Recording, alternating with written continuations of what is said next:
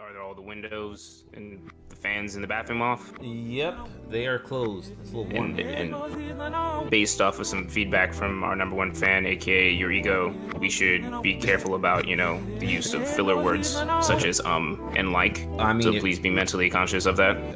I think if you check the books, you were the one that said it first. And then lastly, I think, is your pastry out of its bag?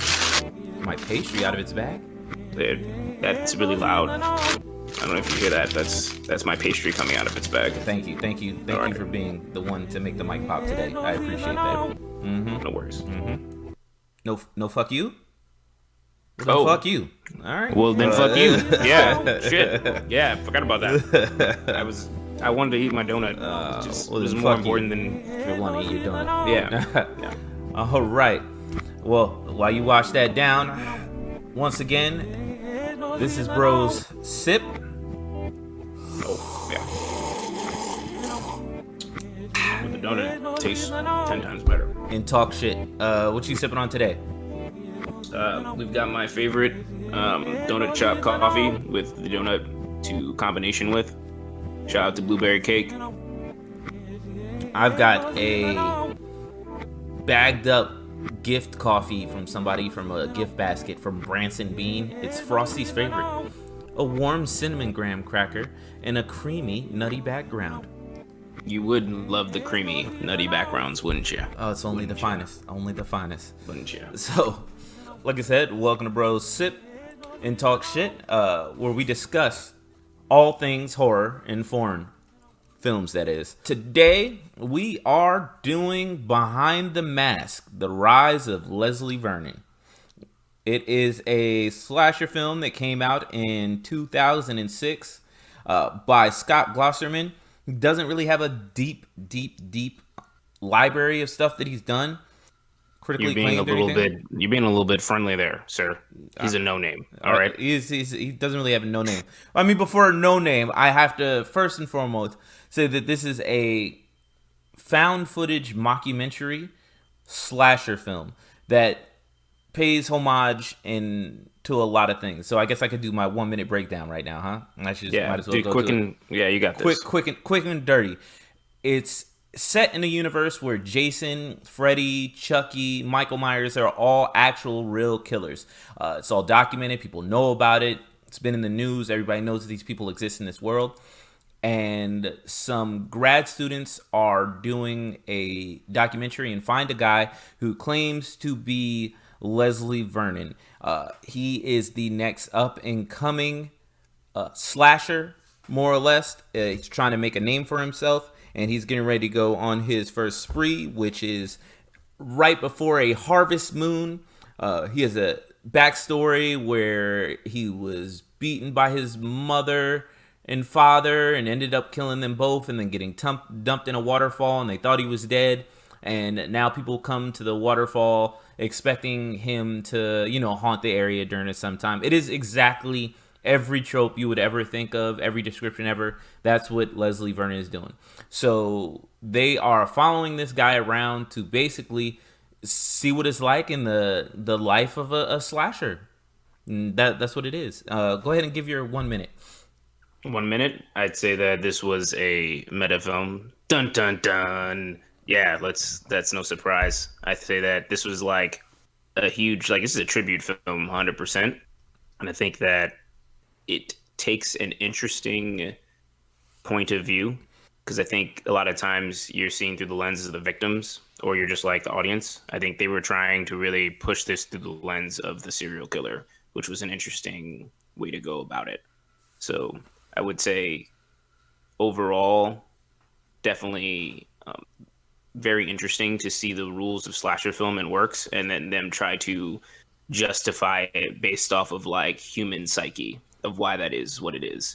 So that was probably one of my favorite aspects of this film, is they tried to justify the slasher horror films based on human psychology of a serial killer. That, and they base it off not just the psychology, guys, say off the universe. They made it an in-universe film. By all technical standpoint, all those films can now be linked together in the Rise of Leslie Vernon shared universe. By proxy, Now they've all happened in the same universe, and then you can go ahead and do that. What is it? The 6 degrees of Kevin Bacon.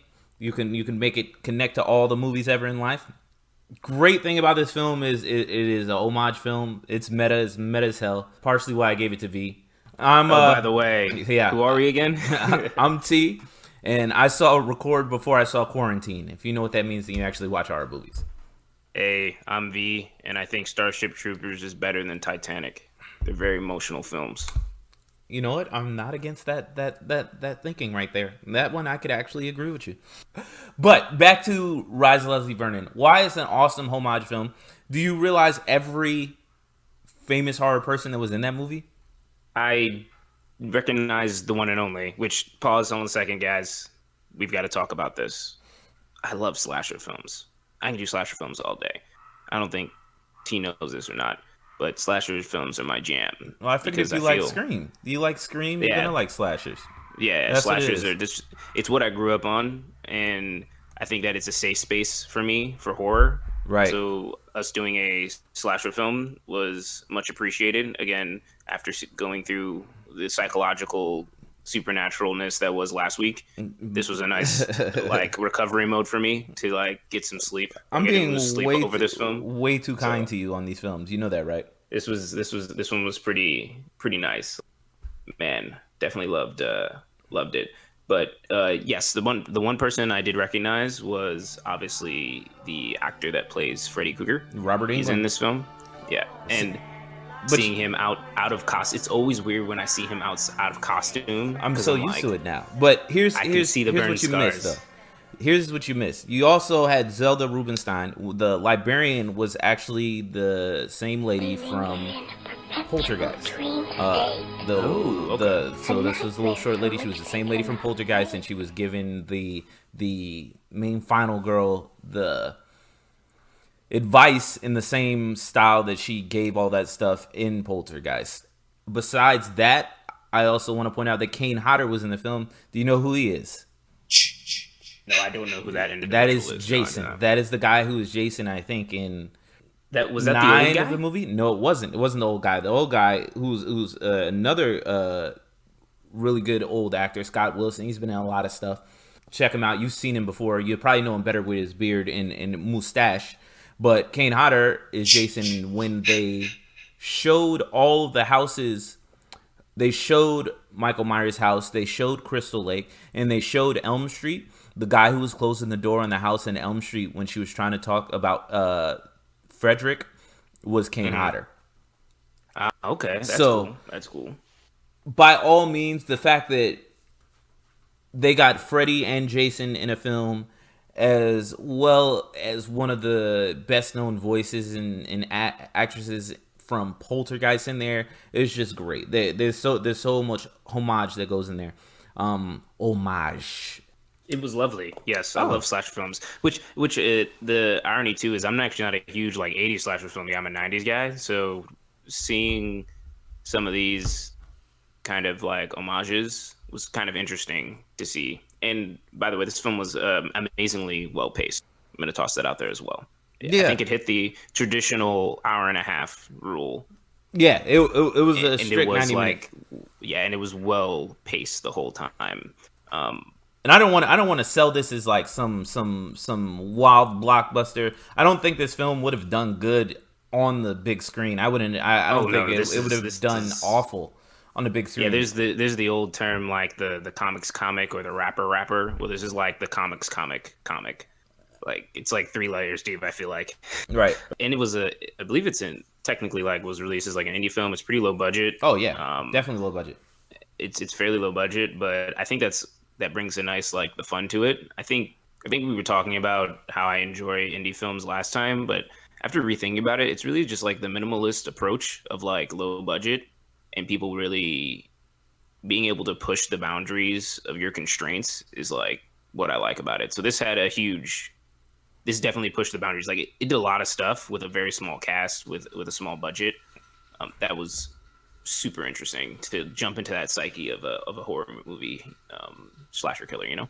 What I thought was the best thing about this is that it's an odd part, but the documentary parts seemed like they were almost filmed better than when it slipped. So the movie does things where every once in a while it slips into the, we'll call it like slasher view, which it turns into looking like an old campy slasher film, and the camera style changes, everything around it changes, and it seems like the quality dropped every time it went to that particular view.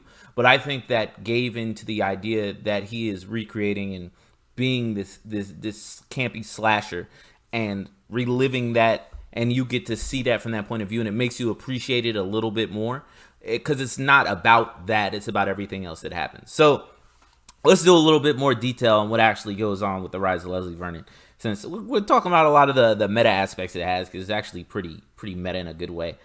It was about Leslie. He gets in contact with this particular group of people, and they start following him around, and he's talking about that he's the legacy of Leslie Vernon. He's gonna turn around and be this slasher. He's gonna live up to it, and part of what he's doing is he doesn't. Is this the point? Is this the point where we actually just start talking about the ending and then work our way backwards like we've been doing the last 3 weeks? This not. This is the beginning. This is definitely the beginning.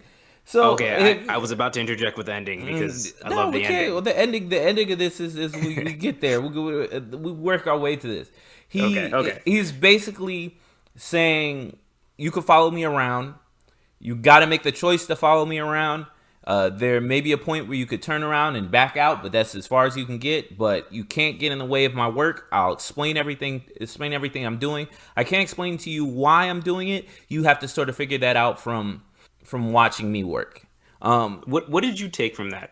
From that kind of persona? Because it's one thing that I took away. No, it's very important. Like, he's an artist, and this isn't about him explaining how I paint. What is the final product? What it is? He painted a black dot, and he showed you that he used 400 different white paints as the background to this one black dot that was painted in the perfect dark black, and he made the black dot like the perfect little circle in the center. Now, if you just look and walk by, you would just see a black dot on a white canvas. If you saw that he had put 400 layers of different white paint, and each one of them came from a different country in a different region that was an oppressed area, this, that, and the third, and then you'd be like, oh, now I get why there's more to it.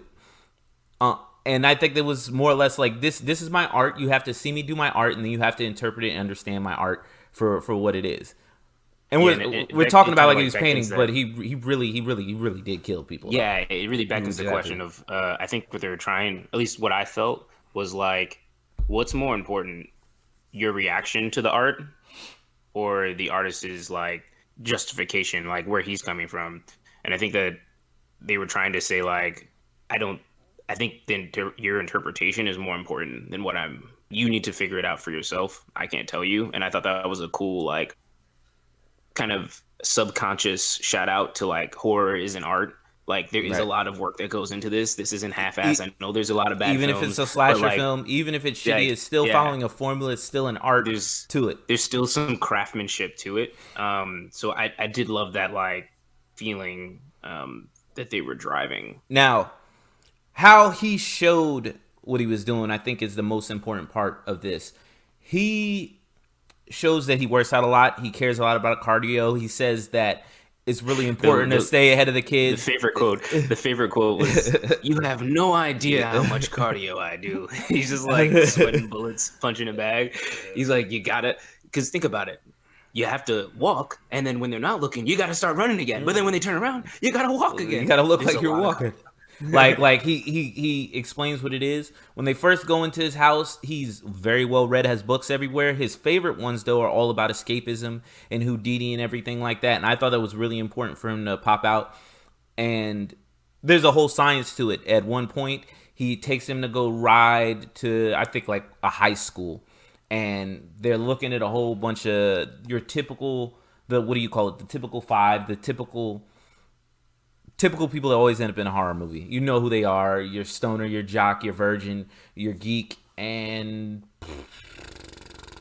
The whore. That's what it is. That's what it is. Yeah. I think that's what it Well, is. you So definitely wanted to say that word clearly. no, I just had to think about what it was. So like he's explaining that you take a little bit of people from group A, a little people group A, B, you get them all mixed together, you get them to the same place. And in that you also have to find your survivor girl, the virgin, and he talks about when he looks at a certain girl, she can almost feel his presence and looks back at him. And they're like, "How do you know she's a virgin?" He's like, "I could just tell. Like, there's a feeling about it, and you could see this connection she has." And he almost gets like riled up. Now I don't want to say in a sexual way, but like riled up. Like she can almost feel that connection. He could almost see his Yeah, next I victim. would say it's more of like inspiration. Like Right. again, I would always want to keep taking like this artist. His new muse. Yeah, It's you a could see like muse. he was inspired by this. Oh yes, Mm-hmm. more of like he's getting excited in the sense of I'm really pumped up to start creating. Like I need to go start planning. So that was interesting. Yeah, they did a good job taking out a few like tons of these little things of like why would someone do that in a film? And it's like, He well, no, explains it. He explains it. he's explaining. He's like, well, they didn't. I set it up. Like Like every everything. justification makes him like, oh yeah. He's like, there's a lot of prep work, guys. Let's talk about some of the prep work. I just want to go through this because this is important. At one point, his his survivor girl of choice goes out to take out the trash and puts a brick out to keep the door open. He has already pre-tied a fishing line to the brick, and when she goes out to check the trash, he pulls the brick with the fishing line that she can't even see, and it makes it seem like the door closes itself, and it's to distract her so he could pop up somewhere to make it look like he just appeared somewhere. That's one of the great prep ones. He has a house that eventually everyone gets drawn through, the typical cabin in the woods, and they're asking him how come he doesn't stay at the house. He's like, I'm the killer. I'm gonna stay in this own cabin. Are you ridiculous? That's just sloppy. Because he stays hella far away at a farm somewhere else, and he's showing you how he's booby trapped the house. He's rigged all the lights up to a central control unit.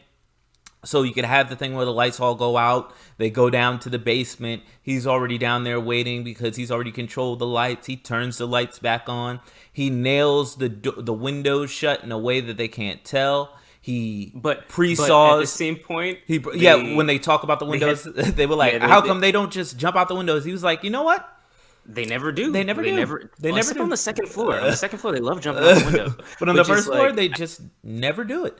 and that was some of like the kind of cheesy humor, but I feel like that cheesy humor was like a shout out to these like traditional slasher films of like, yeah, they are still a little dumb. Like, No, but it's the human condition. I guess it's also talking about like they're scared and they all do the same shit. They never go for the window. I would go for the window. I think, but maybe not Yeah. because and it puts it into the point that he went through all that prep and you think maybe if I was that panicky, I wouldn't think about jumping out of the first floor window. I don't know. Maybe there's a bit of psychology behind that because you're just thinking I could lift this window to get out, and then he saws the tree branches of nearby trees so that if they try to climb up the trees, the branches will fall. He takes any surrounding like weapons that he props up and puts in the farm, like an axe, a pick, or anything like that. He saws the heads so they break off real easy. He basically booby traps every single thing in there. But it's just all that preparation that goes into it. And it's even when he's dressing up to be the persona that it's going to be for this particular character, he puts, I forget what it's called.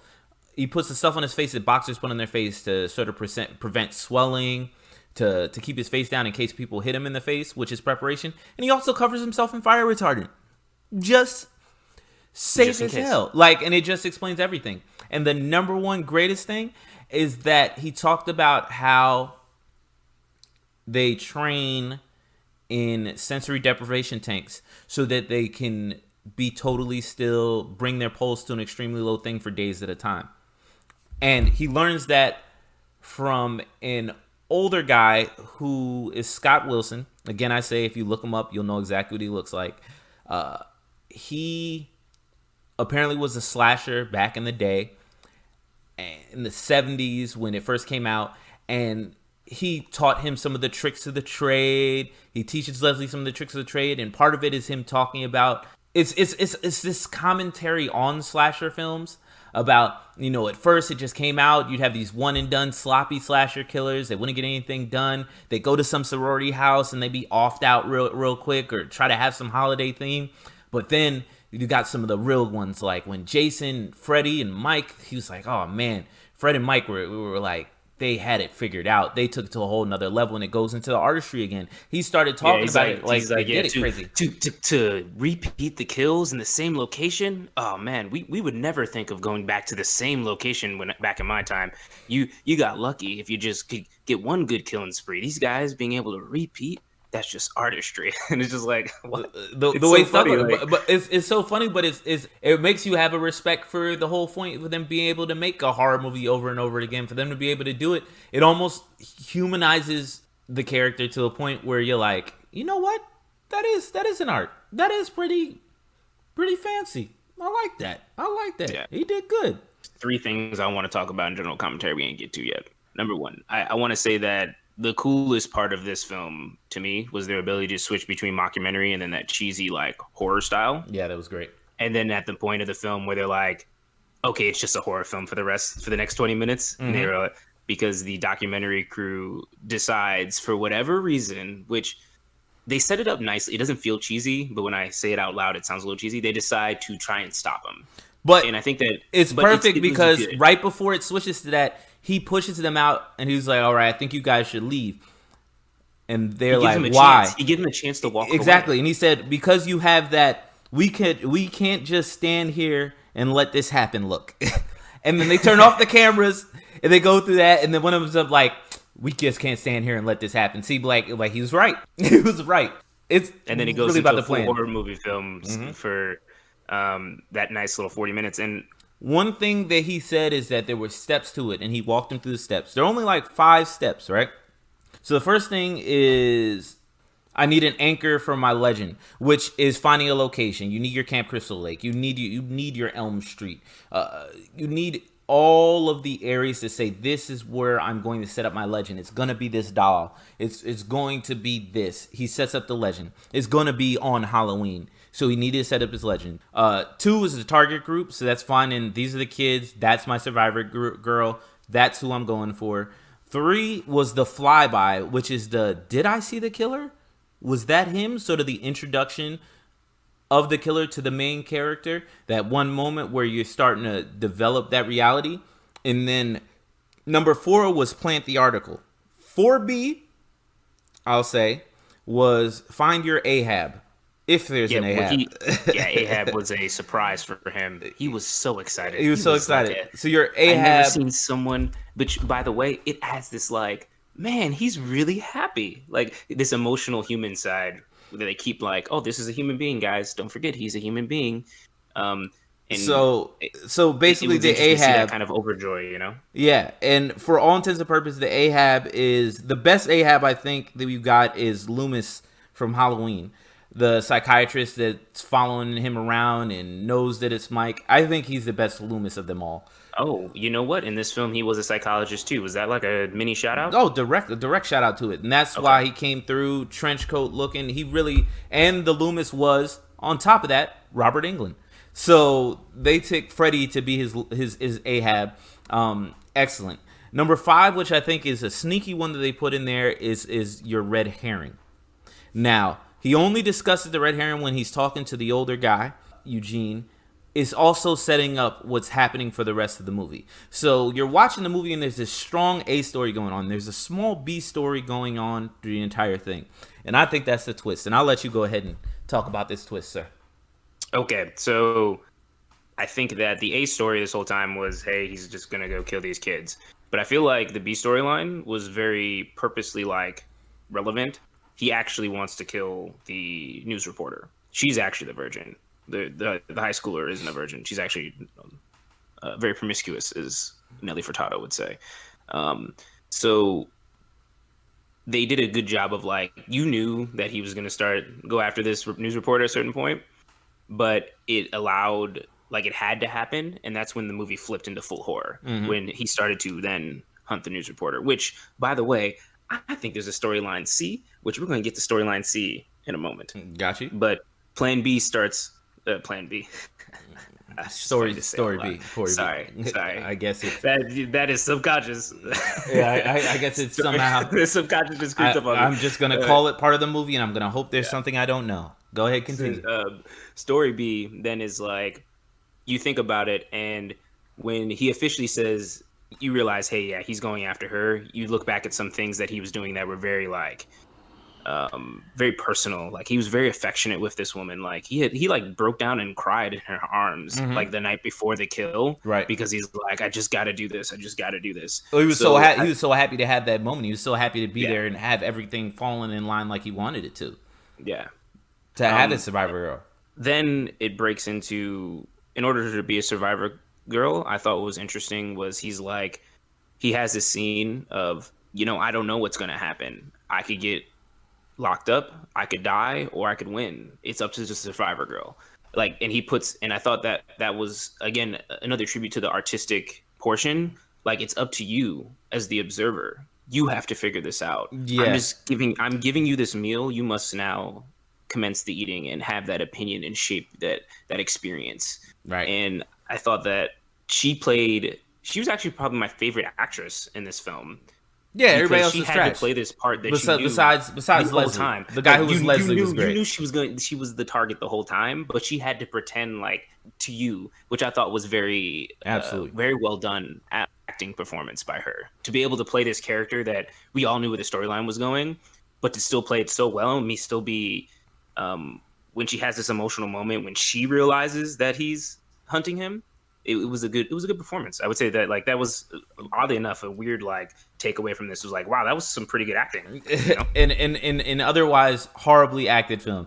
Like Yes. and he does a lot of talk about the importance of the final girl. He talks about having the final girl go into a place where she is like in a field or a final place for a showdown, and it's sort of like her exiting out of the womb. It was a very important psionic imagery, which was important about also But saying that the final you know girl what I never liked grabs about a you know what I liked gun. about The final girl always grabs a weapon, and it's almost yeah. like a phallic object to depower who it is. I think like all of that was there. It's amazing how cheesy the movie is and how corny the movie is per se, but how deep some of the talk is on there that is talking about the importance and the underlying things of horror movies. Yeah, And the only other film that I could even like compare this to in a weird kind of because I was gonna do my random film comparison of the day was how close Willy Wonka and the Chocolate Factory is. I'm sorry, Charlie and the Chocolate Factory? No, Willy Wonka and the Chocolate Factory. Which one's the first one? the first one's Willy Charlie or is it Wonka. Willy Wonka and the Charlie's Chocolate Johnny Depp. Factory? Yeah. And how accurate that depicts like capitalistic economics. True. Be like True. it perfectly tells you everything you need to know about capitalism and economics, like the economics of capitalism. And yet it's just like this fun film where it's just doing it is just so well. It's just like it doesn't seem overbearing, but it's just talking about it. While this film is similar, where there's all this like deep. I would say like philosophy like baked into it, but it's not overbearing. It's nice. It's fun. They're having some fun with it, and I think Best when he's talking about why don't you open the closet if they hide in the closet? And he was like, listen, we have a code of ethics. The closet is a sacred place. It's like the womb. For him to talk about it and talk about that, it makes you look at it. And if you apply his rules to you watching a terrible slasher film and look at those rules and think that every killer thought like that, it makes it that much better. That makes whatever you watch next, whatever corny slasher horror film you watch, if you watch that he's following these rules and you imagine that the SAG of slasher killers all follow these rules and code of ethics, it makes it so you appreciate that film more. And I guess it's to make yeah, the I corny always make sense. No, go ahead, yeah. go ahead. Sometimes yeah, I always hated. Sometimes people are like, no, there is no like meaning to this film. No one really thought this through. You're just like connecting. Like there's always this opinion that the horror rules is just some like fanfare. Like fans just thought it up and started connecting dots that don't exist. But I think this film is a big like sponsor of like, no, this stuff's really well thought out, guys. Don't do me like Right, that. right, right. I put my thought into it, and I've always been a fan of that kind of mindset of people just don't do things. there's a rhyme or reason to it. Absolutely. People do things sometimes and not know what they're doing. But if you look at it, there's still like a rhyme or reason, even if they don't know it. And I think this was that time to give you those rhyme and reasons in a very like well articulated way. So there's one other thing I wanted to bring up. The storyline. I'm gonna open up the question and then I'm gonna let you talk about it and then I'm gonna let you know what I think. Okay. So I mentioned earlier that there was a storyline C. Yeah. What do you think I think the storyline C is? I'll tell you what I think the storyline C is. I think the storyline C is that you, the viewer, are the documentary crew. They have a moment where they say, this is what I'm going to show you, this is what I'm going to do. You might not understand everything. You watch him go through, you watch him pick out the people. There hits a point where he's like, hey, if you come any further, you're along with me for the ride. You're complicit at this point. If you continue to do this, I'm going to do terrible things and you're going to do nothing but stand by and watch and more or less cheer me on.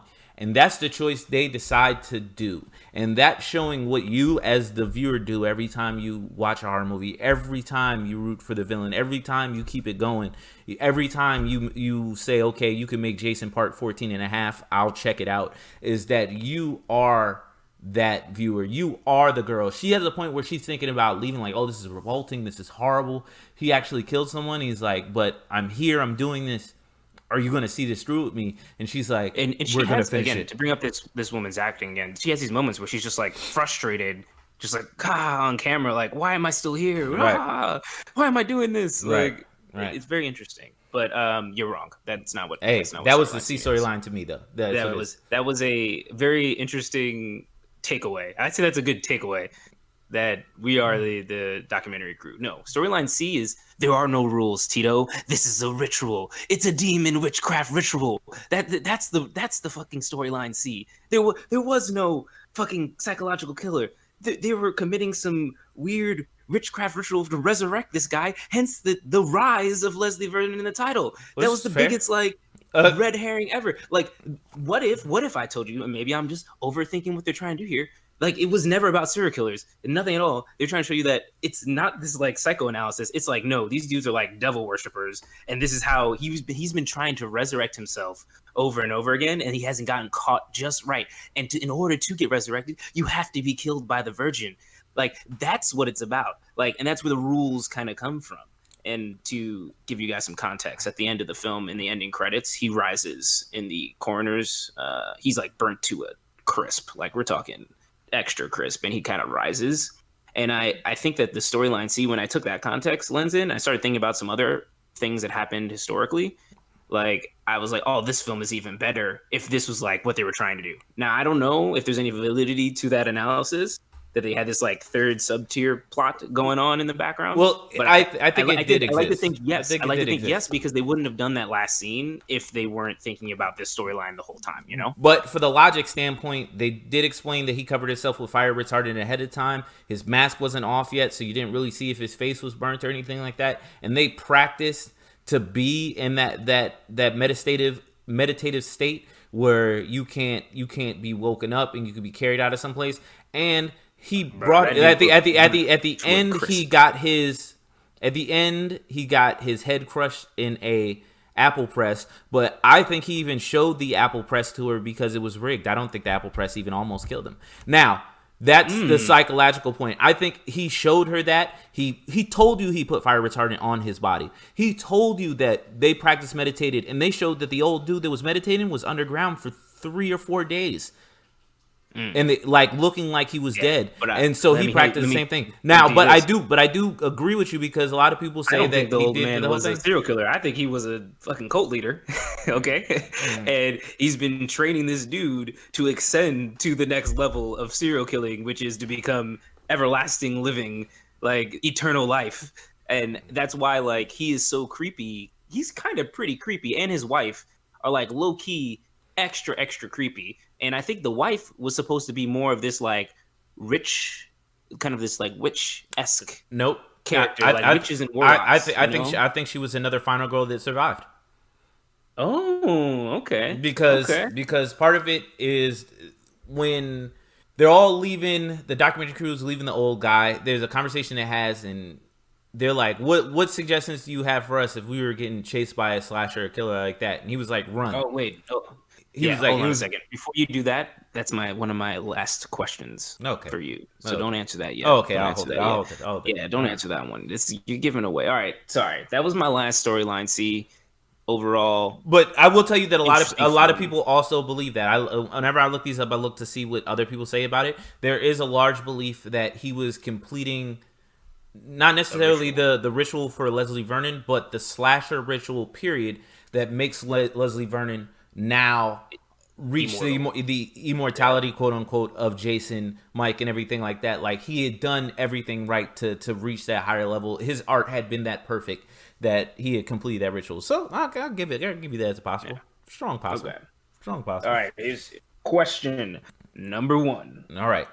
One more What time was before we your? go through here, before we go to the questions, Oh, reminder we're yeah. going into the rating system. Our rating simple is real. Our rating system is real simple here. Number one, I would not tell a soul about this movie. Number two, I will watch this movie again. Or tell With one person or to watch show it. one person. Three, I would tell the world about it. So let's go. First, you go ahead and ask your side questions. Go ahead Yeah, for a the quick couple. I review. always like to, just wet the line a little bit of creativity before you get into that review. Go ahead. What was your favorite horror movie rule that was bent? That was We're talking like Neo. Some are meant to be, some are what meant to bend, some are meant to be broken. Which one was like bent and or broken that you found most interesting? because of when it came out, there was no horror movie. There was no rule bent. The thing is that for all the horror movie rules, it stayed within it to validate all of them. So I don't think any of them were bent, to be honest. Even the when the whole crew knew what he was doing and was wherever it is, that's a homage to Scream in itself. Mm, So I don't okay. think and Scream created rules within rules of itself. They created sub rules and understanding like that. I don't think that it broke the rules. I think it tried its best to follow the rules to validate the rules. As a sub tier to that first question, what was your favorite piece of like slasher film advice, Easter egg, etc., etc.? All of the original places that all the that I mean Halloween, Friday the 13th, and Elm Street took place. The fact that you saw all the places and you had Robert Englund, Kane Hodder, and Zelda in there was just there's no better homage than that. You had Freddy and Jason in the same movie again. I'll go back. You don't get any better homage than that. I Okay. just don't think you do. And what was your? And this is question number two. What is the most human moment you could think of in this film? The And you most can pick any character. It doesn't matter. Just what was the most human moment you took away from this? Because the most human moment was when they were asking about having to kill the girl, the final girl, and everything like that, and how he felt about it. He's like, "Isn't it terrible that you're this excited, but your ultimate goal is to kill her, or ultimately get killed by her?" And he was like, "That's the sad parts. That's the paradox of what I do." So he says, I have to be the counter. I chose to be the counterbalance to all that's held good in the world. And that was the most human thing, even if it was a terrible human thing to say. He said, I made a choice to be the counterbalance to good because he wanted there to be those scales. And I thought in a sick, twisted way, it was human. So, gotcha, gotcha. No, no, no. That's a good one. Again, this was a fun watch. This is a fun one. a fun watch of an So otherwise terrible movie, but it's not terrible. what It's weird. what what would you? What's the rating, buddy? What are we giving it? Rating is different. All right, so I would watch. I would watch it again. I give it a 2, and I give it a weak 2. A 2. I'm gonna say a 2, and I'd almost go lower than a 2 because I know that people aren't gonna like it. Like it's a little too campy. It's a little too cheesy. If you don't truly appreciate slashers, then you're not gonna enjoy it. You're gonna hate the fact it's a There's mockumentary. also like the mockumentary style, which a lot Yeah, of people don't like too. they Like don't like. They're not if you gonna don't like like it. slashers, you don't like mockumentaries, And then you gonna have a when it tough time. transitions to the even poorer quality campy thing, I know it won't do it. I hate to say it. I love the movie for what it does, but I'd watch it on my own, and I probably wouldn't tell that many people about it. So unfortunately, it is a great watch, but you have to be a niche person. So I'll give you your 2. I'd show a person, but I would know exactly who I was showing that person.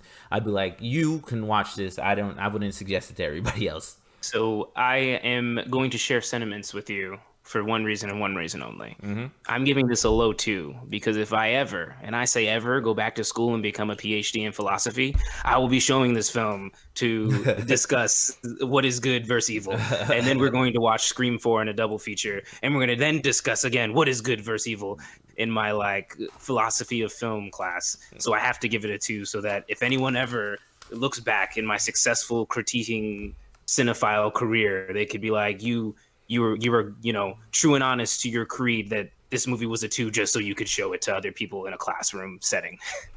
So yeah, it's a low two though. I'd say real low. Like we're talking, this is real Yeah, low. it's a low two. This is low. This is very low two. We talked about the movie with so much love and appreciation, but it's like This is a low two because I wouldn't expect again, anybody to watch it, man. it's shot in two very like terrible forms of like Mockumentary cinematography. when it goes campy, So, man, does it go bad? Like it it is just like drops. it is a clear distinction between mockumentary and campy.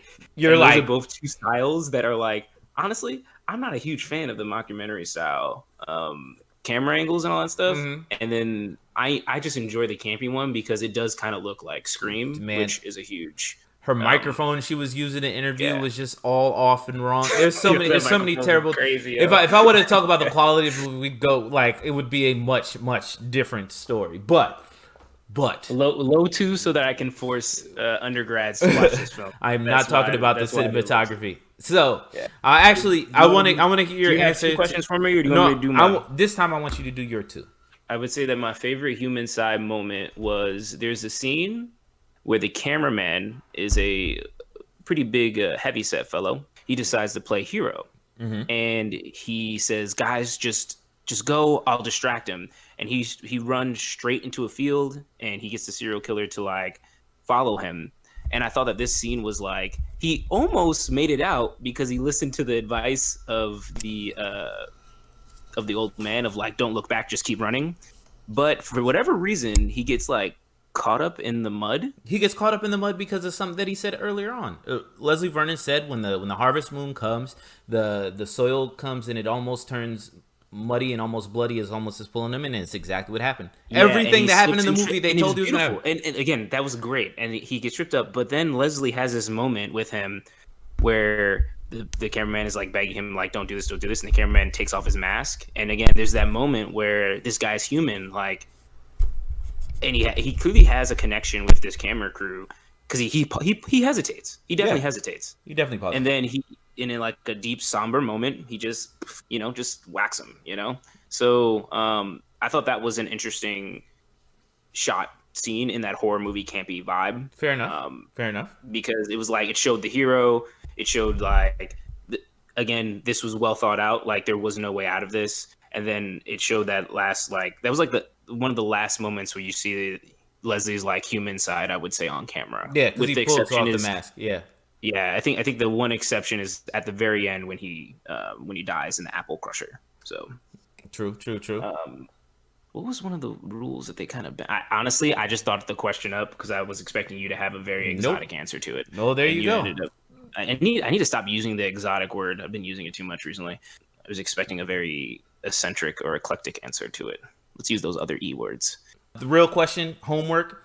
What killer do you think that the old guy Eugene was supposed to represent? Take that home. Homework. Tell me if you figured that out. I was trying to figure out who he'd be equivalent to because he he was never a slasher before, but the way he talks and the way he does things, I'm curious what I would call him if I were to say, yeah, he was that killer. You know what? I can't even answer my own question. That's terrible. So instead, I'm going to talk about my favorite homage to the slasher film, and I think that when they're saying, "Hey, it's about the chase," and they shoot the film at the end, that final 30 minutes as like a little short film where it gets scary. Right. They have those interesting shots, like though they have already like the weird thing that they did is they like shot the film and then just like played it again for you, even though they already told you everything was going to happen. But yet it was interesting the second time you watched it because there was very minor things that changed and tweaked. Because you know what's going on now. It's sort of like they gave you the DVD commentary and then you go back and watch the scene. Yeah. So I would say that the biggest one was when she burns the farm down which is like the Quintessential horror the film. quintessential double tap. Like the you have to. Is he dead? I Yeah, is don't he dead? know. Because they don't actually show. Don't Like show the she body. double. They always double tap in a terrible way. Like they don't actually like double tap them on camera. It's always like off screen. So I think that burning the farm down was like again that symbolism, but also leads to my storyline C of like it's a ritual. Like she had to burn it down for him to rise again Right. type scenario. Right. So I would say yeah, the burning of the farm at the very end was very nice and symbolic, and also had some couple cheesy good shots. You know, I was gonna be talking about the visuals, bro. You Yes. always know I got the Yeah, visuals. I'm not knocking it, man. Great, Okay. terrible film. There is an actual comic called Before the Mask: The Return of Leslie Vernon, and I need to find it. It's hard to find. It's very Oh, it's like independent. oh really? Yeah, it's very difficult to find. It's not. I'm sure there's There's and ways. I didn't look it up, but I'm sure there's a sequel caught in production hell. Oh, it's Production probably never Burger. come out. The comic is probably like the true sequel. I mean, it's the same way that Army of Darkness, Freddy versus Jason, Freddy versus Jason versus Army of Darkness. Like all of these have seen true sequels through comics, and a lot of them. Hell, RoboCop versus Terminator, Aliens versus Predators. Now It makes perfect look at sense you. though. I brought up some independent artists, and you bringing up all these other guys. What? Come on. RoboCop versus Terminator is Frank Miller classic, man. Yeah. You don't like Frank All Miller? right. We gotta go to part ducks. Yeah, we'll call it I only again. yeah, call it. I only got Behind the 55 minutes Mask. left. Let's do Behind this. the Mask. Rise of Leslie Vernon. Excellent, terrible film. Only if you can stand watching excellent, terrible films. Check it out. Brother Sip. One more time. It's Brother Sip. Oh shit! Oh, shit's empty Oh, we're now. doing it on the sec. Nah, Brother Sip and talk shit, and we're out of stuff to sip. Yeah. Yeah. Till next time.